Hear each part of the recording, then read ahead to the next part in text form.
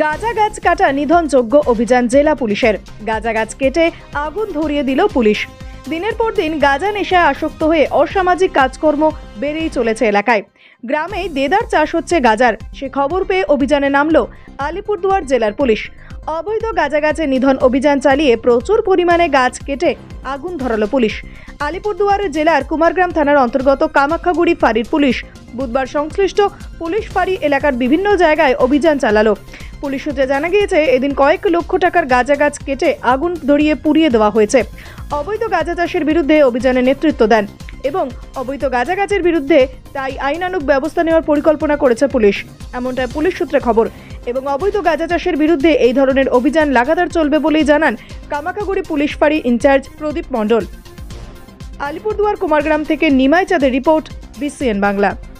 এখানে আপনার এই যে গাঁজা চাষ হচ্ছে অবৈধভাবে, কিছু বলছেন না তো সমাজের জন্য একটা খারাপ। আমি তো পাশের বাড়ি যাই না, ব্যবসা নিয়ে আমি থাকি। তবু তো সমাজের জন্য একটা খারাপ, একটা দায়বদ্ধতা থাকে নিজের, যে গাঁজা চাষ হচ্ছে। আমি তো আসি না পাশের বাড়ি। বারংবার তো বলা হচ্ছে যে নেশামুক্ত একটা পৃথিবী করার জন্য, বারবার তার মধ্যে গাঁজা চাষ হচ্ছে। বাড়িতে এক প্রকার গাঁজা চাষ করা, কি বলবেন এই বিষয়ে?